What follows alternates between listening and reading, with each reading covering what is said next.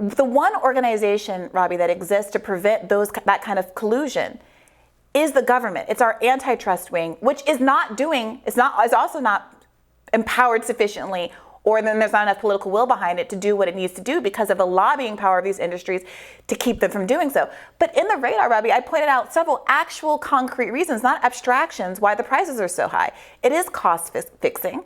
It also isn't too high to fix what needed to be done, as evidenced by the enormous amount of money, $5 billion in profit, that they chose to disperse to shareholders to drive up their prices so that CEO pay can go up, instead of fixing the equipment on their lab that resulted in this crisis in the death of 2 children. Sure. So we don't have to look to, I think it's the regulatory. What about the fact of the matter that outside of a regulatory framework, these businesses are choosing to behave in ways that drive up personal profit in the short term at the cost of literal lives for the rest of our community in the long term? Right, but my solution to that is to subject these companies to the robust kind of competition that would happen if you had more people in the baby formula making market. And how are we going to increase competition? Are we going to fully fund and grow our antitrust department?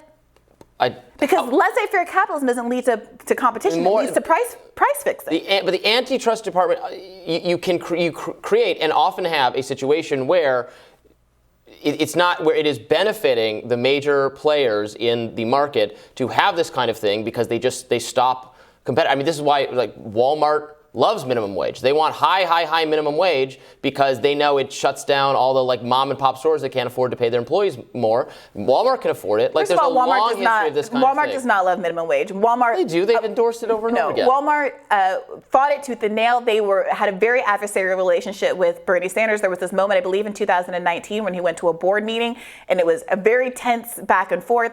That is not an accurate characterization of what's going on there with the minimum wage. But the point of the matter is, Robby, look, I included some criticism of the FDA in here because I think it's right that oftentimes there are significant flaws in regulatory agencies.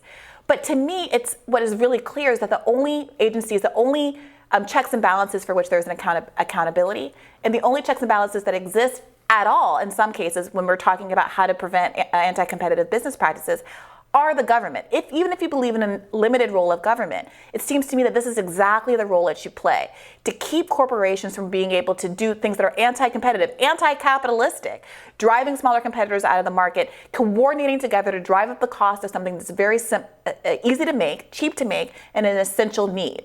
It's easy to make. We can just let other people make it, and then they can't charge that much. No. If you read the report, which I recommend everybody do, the food and nutrition report, they make it very clear that it is not safe for most people to be making their own baby formula. One, it's very difficult to get the nutritional balance you need that mimics what's in breast milk. And to the point of breast milk, I know that some people have been saying everybody should just breastfeed. Obviously, if you can, that's great, but everybody can't.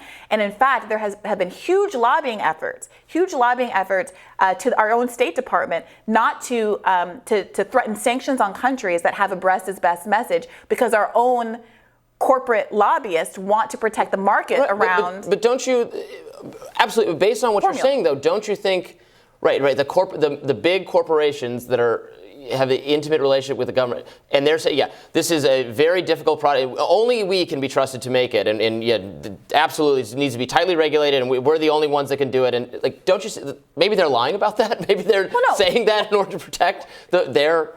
There is definitely a balance. I'm gonna acknowledge there is a skepticism that everyone should bring to all of these conversations. I read enough in the preparation of this that I feel pretty confident about the overwhelming scientific consensus around formula, being that if I had a child, I would prefer not to rely on mixing up powders and chemicals and nutrients in my kitchen. I mean, there are people whose kids have real health concerns that they can't drink anything with a dairy base or they will bleed out. The New York Times article that's from yesterday, I think people should read and see what the real exigency of the situation is. There are storage issues, there are preservative issues. Babies are very sensitive and a very vulnerable population, so that is the case. But what I'm only pushing back on, I don't disagree with your critique of government in large part, but the idea that the problem is a collusion between government and the private sector. That is literally, definitionally, what fascism is, when we have that kind of corporate takeover, that courtocracy. Your solution to that seems to be to get rid of the government part and let the businesses do whatever they want. It seems to me that you can easily identify flaws in both factions and that you have to address both at the same time and not just let one or the other go laissez-faire.